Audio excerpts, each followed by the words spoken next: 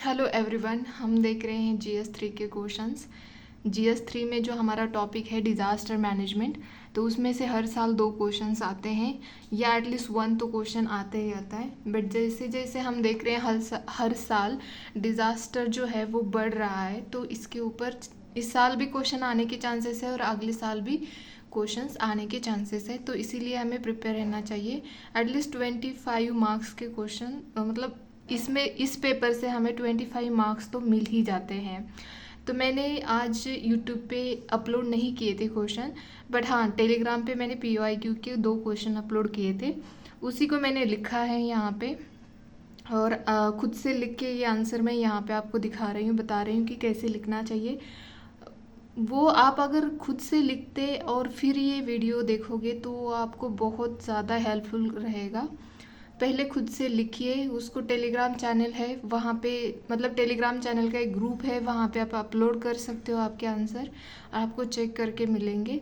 कोई सब कुछ फ्री है, आपको पैसे देने की कोई भी ज़रूरत नहीं है, ठीक है। तो आप सिर्फ मेरा उद्देश्य यही है कि बस आप लिखते रहिए। लिखना बहुत ज़्यादा इम्पॉर्टेंट होता है, ये तो ना कि ओनली मेंस के लिए नहीं बल्कि प्रीलिम्स के लिए भी बहुत इम्पॉर्टेंट हो जाता है। तो चलो देखते हैं क्वेश्चंस। मैंने 2021 का एंड 2022 का एक क्वेश्चन दे रखा था, मतलब 2 क्वेश्चन मैंने टेलीग्राम पे दिए थे, तो उसी को मैं यहाँ पे अपनी तरफ से मैंने लिखा है, तो वो आपको दिखाऊंगी मैं। अगर उसमें आपको कुछ भी ऐसे लगता है कि नहीं मैम ये पॉइंट ऐड करना चाहिए था, आपको इस क्वेश्चन को इस तरह से लिखना चाहिए था, तो आप मुझे बिंदास्त कमेंट बॉक्स में बता सकते हो, ठीक है। मतलब हिचक क्या बोलते हैं उसको, बिल्कुल कोई ऐसा डरना नहीं है, बिल्कुल बताना है, ठीक है। तो चलो देखते हैं क्वेश्चन। क्वेश्चन ये है यहाँ पे, describe the various causes and the effects of landslides, mention components of the important components of national landslide risk management strategy. तो ये 250 वर्ड्स में, मतलब 15 मार्क्स का क्वेश्चन है। तो यहाँ पे इसको डिस्क्राइब करना है, मतलब डिटेल में बताना है हमें। डिस्क्राइब मतलब पूरा कॉजेस लिखने, वो कैसे होते हैं उसके एग्जाम्पल के साथ हमें यहाँ पे बताना है, प्लस इफ़ेक्ट्स भी बताने हैं। और फिर बाद में जो ये national landslide risk management strategy है उसके कंपोनेंट्स हमें लिखने हैं, ठीक है। तो मैंने स्टार्ट किया है बेसिक लैंडस्लाइड होती क्या है और किस वजह से होती है, इससे स्टार्ट किया है। मुझे कोई डाटा और ये सब समझ में नहीं आ रहा था, तो मैंने बेसिक से स्टार्ट किया यहाँ पे इंट्रोडक्शन, कि landslides are a destructive natural disaster which can be trigger by geological human activities and environmental conditions की वजह से लैंडस्लाइड होती है, ये मैंने यहाँ पे लिखा है। उसके बाद मैंने यहाँ पे लिखा है कॉजेस ऑफ लैंडस्लाइड्स, बट यहाँ पे मैंने दिखाया कि जो इंडिया का यहाँ पे मैप मैंने इतना अच्छा नहीं निकाला है, लेकिन कोशिश की है। तो उस पर मैंने यहाँ पे ये जो आप देख रहे हो ऐसे ऐसे किया है मैंने, हाईलाइटेड टाइप ऑफ। तो यहाँ पे लैंडस्लाइड्स होने के ज़्यादा चांसेस है, मतलब ये लैंडस्लाइड प्रोन एरिया है। तो ये मैंने यहाँ पे मैप किया और उसको बॉक्स करके दिखाया है। नेक्स्ट मैंने यहाँ पे कॉजेस में नेचुरल कॉजेस लिखे हैं, फिर मैन मेड कॉजेस लिखे हैं, ठीक है। तो नेचुरल कॉजेस में लैंडस्लाइड के, मतलब लैंडस्लाइड जो है वो कौन से नेचुरल कॉजेस की वजह से होती है। तो फर्स्ट ऑफ ऑल मैंने यहाँ पे लिखा है हेवी रेनफॉल, जैसे कि अभी भी आपने देखा केरला में लैंडस्लाइड हुई, वैसे मैंने इसका एग्जाम्पल लिखा भी है आज के क्वेश्चन में भी। तो केरला में तो आप ये देख ही रहे हो अभी हो रही है, इवन आप हिमाचल में भी वहाँ पे क्लाउड बर्स्टिंग हुआ, तो उसकी जो बाढ़ आती है और ये सब उसकी वजह से कैसे लैंडस्लाइड्स भी होती है, पूरा ब्लॉकेज हो जाता है, जो डेली एक्टिविटीज़ हो जाती है वो पूरी ठप हो जाती है। तो ये सब हम देख ही रहे हैं रिसेंटली। तो यहाँ पे हेवी रेनफॉल भी एक रीज़न हो सकता है, एक कॉज हो सकता है। Intense rainfall structures, intense rainfall, saturate soil, reduce stability. जो एकदम से ज़्यादा रेनफॉल होता है वो सैचुरेट हो जाता है सॉइल में, एंड रिड्यूस स्टेबिलिटी, जो स्टेबिलिटी आनी चाहिए, मतलब स्टेबिलिटी होती है ऑलरेडी, वो रिड्यूस हो जाती है, मतलब कम हो जाती है। तो यहाँ पे मैंने एग्जांपल लिखा है, 2013 में उत्तराखंड में फ्लड्स आए थे, किस वजह से, क्योंकि फ्लड्स की वजह से लैंडस्लाइड भी हो गई थी और बाकी सारी चीज़ें, मतलब कोलैप्स हो गई। जस्ट फ्लड आता है तो सिर्फ फ्लड नहीं आता है, उसके साथ सारा जो इंफ्रास्ट्रक्चर होता है और जो अगर हिली एरिया होगा तो वो सारा उसके साथ बहने लग जाता है। जैसे कि वाटर जो होता है वो पाउंड करने लगता है उसके ऊपर, तो वो क्या होता है, इरोड होने लगती है वहाँ की ज़मीन। तो इसके वजह से वो वहाँ पे लैंडस्लाइड होना शुरू हो जाता है। तो यहाँ पे मैंने ये एग्जांपल लिखा है। ठीक है, तो नेक्स्ट देखते हैं अर्थक्वेक्स। अर्थक्वेक्स किस वजह से होता है, क्योंकि seismic activities loosen soil and rock making slopes more prone to sliding. तो जो सिज्मिक एक्टिविटी मतलब ऐसे एकदम से ऐसे हिलने लग जाता है तो क्या होता है, वो सॉइल क्या होती है, लूज होने लगती है, और उसके ऊपर जो रॉक होते हैं वो भी ऐसे इधर से उधर से मतलब आप अपनी जगह चेंज हो जाती है उनकी, मतलब उनकी मूवमेंट शुरू हो जाती है, और उसी वजह से वो जो स्लाइडिंग होना शुरू हो जाता है। तो इसका एग्जांपल मैंने लिखा है कि 2005 में कश्मीर में अर्थक्वेक आया था, कॉज मैसिव लैंडस्लाइड, मतलब इस अर्थक्वेक की वजह से वहाँ पे बहुत बड़ी लैंडस्लाइड हुई थी। तो ये यहाँ पे मैंने एग्जांपल लिखा है। ठीक है, क्योंकि डिस्क्राइब बोला है उन्होंने तो अच्छे से पॉइंट लिखना है, हमें थोड़ा सा उसके बारे में बताना है, फिर एग्जांपल लिखना है।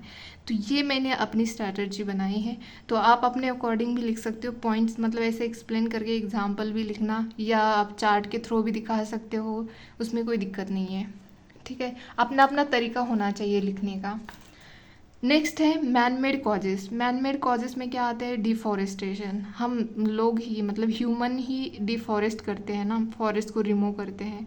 तो इससे क्या होता है, देखो अगर एक पेड़ होता है ना, उसके जो रूट्स होते हैं बहुत दूर दूर तक फैले होते हैं। तो ये सिर्फ ऐसे फैले ही नहीं होते ज़मीन के अंदर, वो साथ में इतनी सारी मिट्टी जो सॉइल होती है वो उसके पूरे जड़ में बहुत ज़्यादा मिट्टी होती है और इकट्ठा होके बैठी होती है। इस वजह से क्या होता है, वहाँ की जो ज़मीन होती है वो हिलती नहीं है। तो इसीलिए बोलते हैं ना कि हमें ट्रीज़ को काटना नहीं चाहिए। एक तो उसकी उन ट्रीज़ की वजह से बारिश होती है, और फिर हमारी जो लैंड होती है मतलब सॉइल होती है वो उसका इरोजन नहीं होता है, क्योंकि वो ट्रीज़ उसको पकड़ के रखते हैं अपने रूट्स में। तो इसीलिए तो बोलते हैं कि डिफॉरेस्टेशन नहीं करना चाहिए। तो अगर हम डिफॉरेस्ट कर देते हैं तो वो जो सॉइल होती है बाइंड करके रखते थे रूट्स, वो लूज़ होने लगती है, और उसकी वजह से स्लोपिंग शुरू हो जाती है, और फिर वो एरिया जो है अनस्टेबल बन जाता है। इसकी वजह से लैंडस्लाइड आने के चांसेस हैं। अभी जैसे केरला में हुआ लैंडस्लाइड, इसके रीज़न तो अभी नहीं पता है हमें, बट बेसिकली तो रीज़न हमें पता है कि जो मैन मेड एक्टिविटीज़ हो रही है वेस्टर्न घाट में उसी की वजह से हुई है वो। तो चलो देखते हैं। एग्जाम्पल मैंने यहाँ पे लिखा है, इन द वेस्टर्न घाट areas like Nilgiris in Tamil Nadu. यहाँ पे भी लैंडस्लाइड हुई थी, और यहाँ पे बहुत सारा जो एग्रीकल्चर वाला जो लैंड होता है वो डिस्ट्रॉय हो गया था। तो इसका और जगह पे भी मैंने बहुत सारे जगह पे एग्जाम्पल लिखा है ताकि वो याद रहे इसलिए। ठीक है, नेक्स्ट देखते हैं। सेकंड पॉइंट है अनप्लान्ड अर्बनाइजेशन एंड कंस्ट्रक्शंस। आजकल तो आप देख रहे हो कि जो अगर बारिश थोड़ी भी होती है ना तो रास्ते पे पानी दिखाई देता है, क्योंकि वो पानी पर्कुलेट करने के लिए उसको जगह ही नहीं होती है, क्योंकि पूरा कंक्रीट है रोड पे, तो पानी को कहीं जाने के लिए रास्ता ही नहीं है। तो ये किस वजह से, ये हम अनप्लान जो हमारी अर्बनाइजेशन हो रही है कि कहीं पे कोई प्रॉपर ड्रेनेज सिस्टम नहीं है, कहाँ पे वेस्ट वाटर जाने के लिए कहीं पे जगह ऐसी बनाई नहीं है हमने पूरे प्लानिंग के साथ, ऐसा कहीं पे हमने कंस्ट्रक्शन किया ही नहीं है, तो इसी के हमें इफ़ेक्ट्स दिखाई दे रहे हैं। Excavation and building activities disturb natural stability of slopes. ये अनप्लान्ड अर्बनाइजेशन होता है तो क्या होता है, डिस्टर्ब होने लगता है जो नेचुरल स्टेबिलिटी होती है वो, क्योंकि आप देखो कहीं पे भी अगर बिल्डिंग बन रही है तो कितनी नीचे धरती हिलने लग जाती है ना। तो अगर जैसे कि अर्थक्वेक आ रहा है वैसे होता है। एग्जाम्पल मैंने यहाँ पे लिखा है, Himachal Pradesh unregulated construction lead to frequent landslides.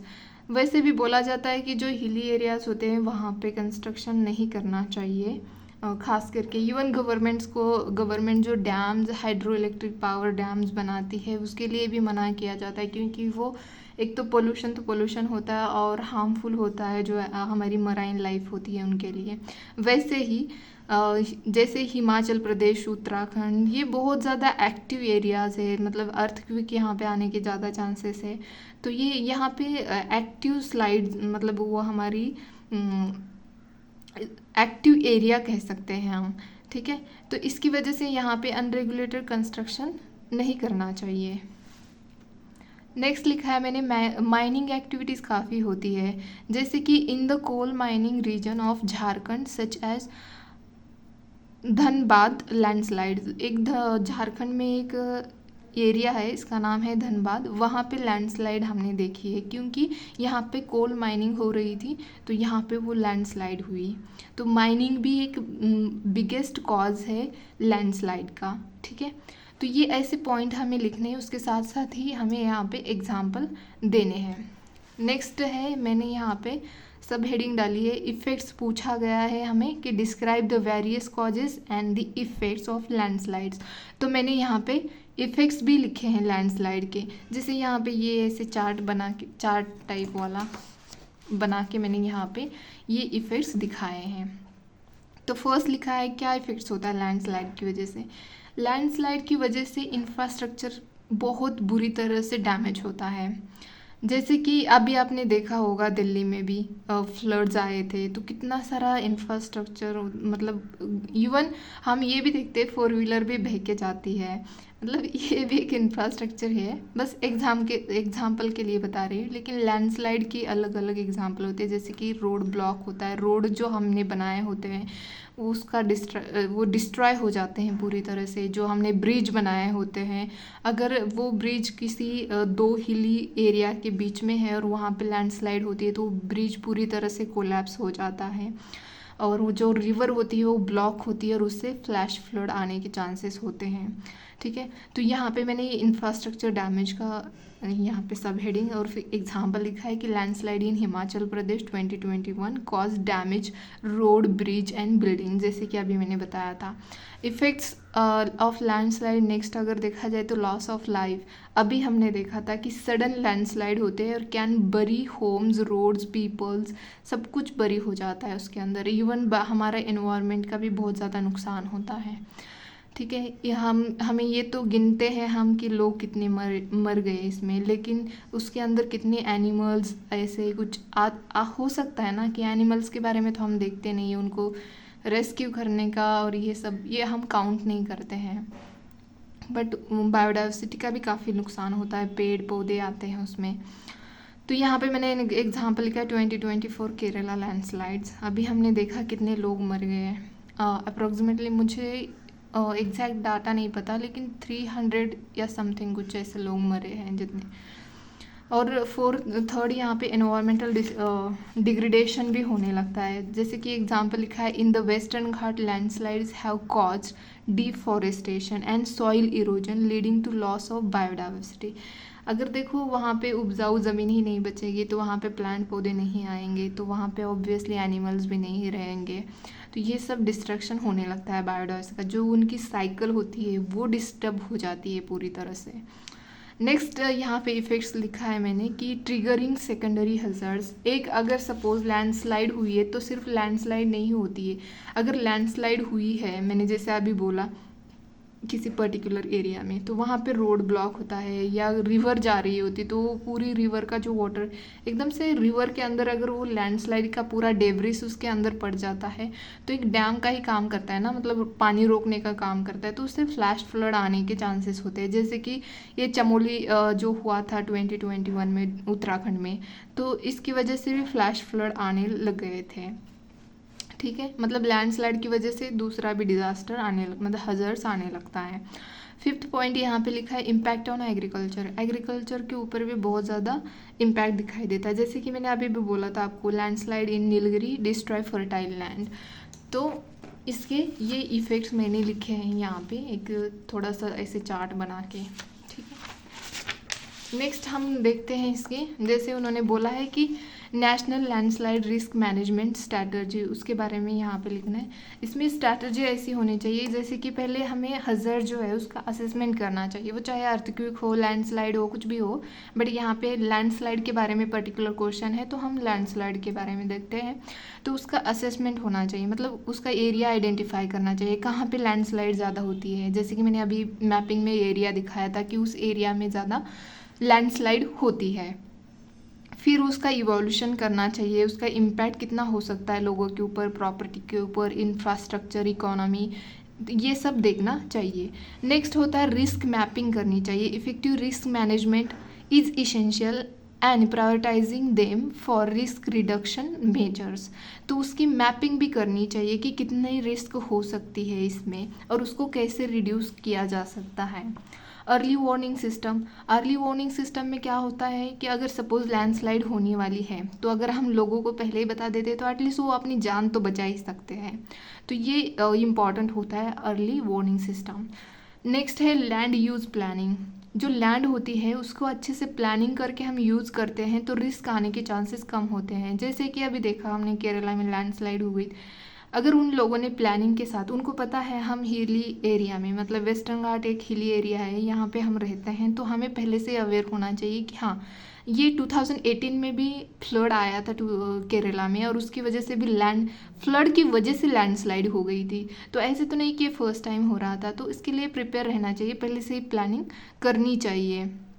जहाँ पे हाई रिस्क, मतलब हाई रिस्क एरिया है, वहाँ पे लोगों को ह्यूमन एक्टिविटीज़ के ऊपर भी रेगुलेशन लाना चाहिए। ठीक है।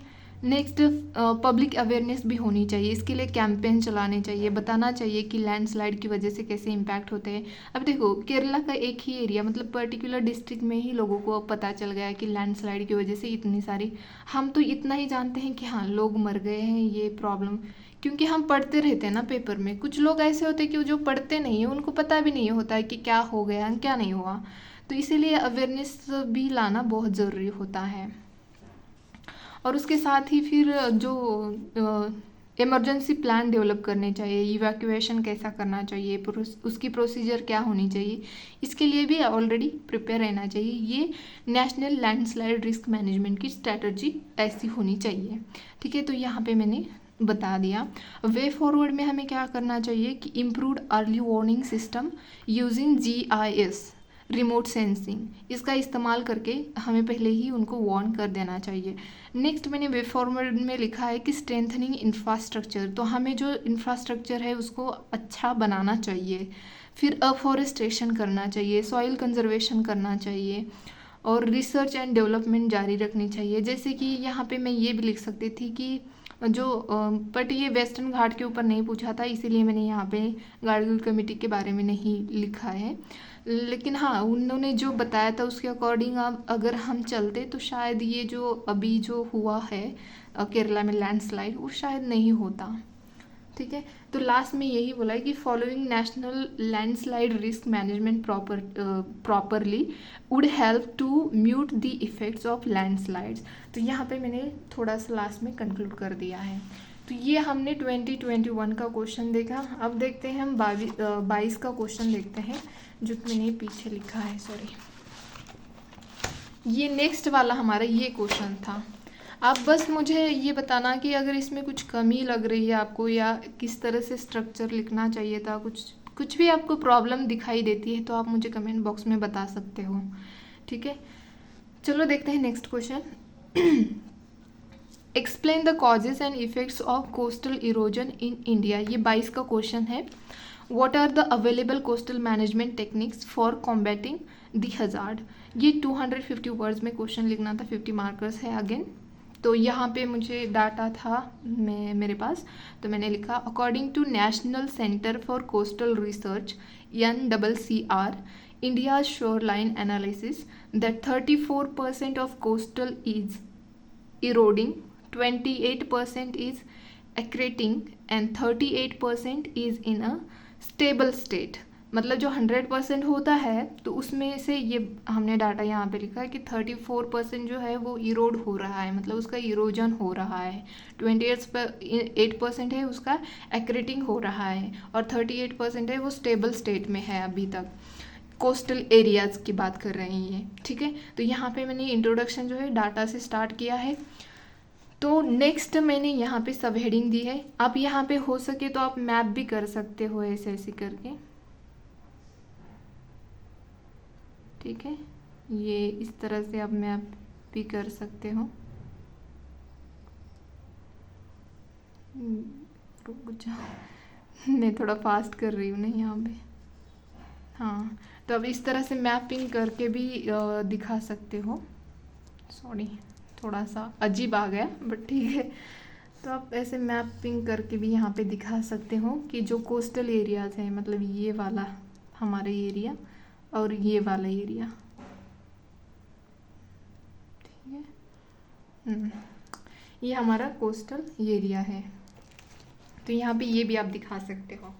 तो इसके मतलब ये जो क्या कॉजेस है, कोस्टल इरोजन क्यों हो रहा है, जो हमारे कोस्ट है वो इरोड क्यों हो रहे हैं, तो उसके कॉजेस यहाँ पे मैंने सेम वहाँ पे जैसे किए थे वैसे ही यहाँ पे मैंने उसके नेचुरल कॉजेस लिखे हैं। जैसे कि वेव एक्शंस, वेव आती है कोस्टल एरिया पे, वो अपना बार बार आके ऐसे पाउंडिंग करने लग जाती हैं। तो इससे क्या होता है, जैसे ही वो आएगी, आप अगर देखोगे ना, आप किसी भी यूट्यूब पे भी देख सकते हो या खुद भी कभी गए होगे तो आपने नोटिस किया होगा, तो वो बार बार ऐसे आके पाउंडिंग करती है तो अपने साथ थोड़ी सी मिट्टी निकल के आती है। जैसे ही वो एकदम से धड़ाम से उसको पाउंड करती है तो वो उसके साथ थोड़ी सी मिट्टी आने लगती है। अगेन वो पाउंड करती है तो थोड़ी सी मिट्टी ऐसे आने लगती है। मतलब इसी वजह से जो कोस्टल एरिया है वो इरोड करने लग गया है। तो यहाँ पे मैंने ये केरला का यहाँ पे एग्जाम्पल लिखा है। और इसके रीज़न फिर इसके भी इफ़ेक्ट्स भी होते हैं। मतलब कैसे होते हैं, तो वो बीच फ्रंट जो होता है वो लॉस होने लगता है। एग्रीकल्चर लैंड जो होती है वहाँ पे वो भी कम्प्लीटली डिस्ट्रॉय होने लग जाती है। नेक्स्ट कॉज मैंने यहाँ पे लिखा है tides and currents. Tides and currents भी होते हैं, खास करके आपको ये सुंदरबन एरिया में दिखाई देगा। Sundarban in west Bengal experience erosion due to tidal movement leading to loss of mangrove forest. तो इसी वजह से वहाँ पे जो मैंग्रोव फॉरेस्ट है उसका लॉस होने लग गया है, ठीक है। नेक्स्ट कॉज है स्टॉर्म्स एंड साइक्लोन्स। जैसे कि हमने 2019 में देखा था यहाँ पे फेनी जो है ईस्टर्न वाले इस पे फेनी साइक्लोन आया था, उसने बहुत ज़्यादा डैमेज किया था और कोस्टल हैबिटेट में भी बहुत ज़्यादा डिस्ट्रक्शन हमें दिखाई दिया था। नेक्स्ट है फोर्थ पॉइंट मैंने नेचुरल कॉजेस में सी लेवल राइज। सी लेवल राइज क्यों हो रहा है, ग्लोबल वार्मिंग बढ़ रही है तो इसकी वजह से भी सी जो है, सी का जो वाटर है वो राइज होने लगा है। तो ये हम ज़्यादा देख रहे हैं अंडमान एंड निकोबार आइलैंड्स में, सबमर्जेंस देख रहे हैं वहाँ पे। तो यहाँ पे मैंने उसका एग्जाम्पल लिखा है, ठीक है। फिर आप देखते हैं एंथ्रोपोजेनिक या मैन मेड कॉजेस क्या है कोस्टल इरोजन के। तो यहाँ पे सैंड माइनिंग होती है कोस्टल एरिया पे, इसकी वजह से भी वो कोस्टल जो एरिया होता है वो रिड्यूस होने लग जाता है, उसका बहुत क्या बोलते हैं जलद गति से वो इरोजन होने लग जाता है। ये हम तमिलनाडु खास करके चेन्नई वाला जो एरिया है वहाँ पे हम ये देख सकते हैं, ठीक है। नेक्स्ट है कंस्ट्रक्शन एक्टिविटीज़। कंस्ट्रक्शन एक्टिविटीज़ होने लग गई है, जैसे कि यहाँ पे मैंने एग्जांपल लिखा है कि construction of Vizhinjam port in Kerala leading to erosion in adjacent coastal areas. तो ये कंस्ट्रक्शन एक्टिविटीज़ की वजह से भी कोस्टल इरोजन होता है। ये मैनमेड, मतलब मैनमेड और एंथ्रोपोजेनिक कॉजेस हम कह सकते हैं। डिफॉरेस्टेशन अगेन ये भी एक मैनमेड कॉज है जिसकी वजह से कोस्टल इरोजन होता है। कैसे, मैंने यहाँ पे एग्जांपल लिखा है removal of mangrove forest in the Pichavaram area of Tamil Nadu for aquaculture lead to coastal erosion. Aquaculture के लिए वहाँ पे मैंग्रोव फॉरेस्ट जो होता है उसको उन्होंने हटा दिया और वहाँ पे ये एक्वाकल्चर मतलब इस एरिया में पिचावरम एरिया में बना दिया। तो इससे वहाँ पे कोस्टल, अगर देखो अभी जैसे बोला मैंग्रोव भी एक ट्री ही है, उसको हटा देते हो तो उसके साथ वो सॉइल भी लूज होने लग जाती है और कोस्टल एरिया पे तो पानी आता ही रहता है तो उसके साथ बहना शुरू हो जाता है, तो वो एरिया धीरे धीरे करके इरोड होने लगता है। पोल्यूशन भी एक अगेन एक मैन मेड रीज़न है जिसकी वजह से कोस्टल इरोजन हो रहा है। Industrial pollution along the Gujarat coast has weaken coastal ecosystem. तो अगर पोल्यूशन भी आप करते हो, मतलब इंडस्ट्रियल पोल्यूशन जो उसमें जो घान पानी और ये सब निकलता है, गंदा पानी और ये सब, तो उसकी वजह से भी वहाँ पे कोस्टल एरिया जो होता है, वो जो इकोसिस्टम होती है कोस्टल एरिया पे, वो रिड्यूस होने लग जाती है। नेक्स्ट है इसकी इफ़ेक्ट क्या है। कोस्टल इरोजन की इफ़ेक्ट्स क्या होते हैं, इससे क्या होता है, लॉस ऑफ लैंड भी कम होने लग जाती है। जैसे कि हमने देखा है West Bengal state has experience, यहाँ पे हमने देखा है वेस्ट बंगाल में लैंड कम होती जा रही है। नेक्स्ट इसका इफेक्ट क्या है कोस्टल इरोजन का, डैमेज टू इंफ्रास्ट्रक्चर। मुंबई में अगर देखा जाए तो erosion of coast line facing threats critical infrastructure, जैसे कि रोड हाईवेज ये सब होते हैं, तो इसका हम इरोजन देख रहे हैं वहाँ पे।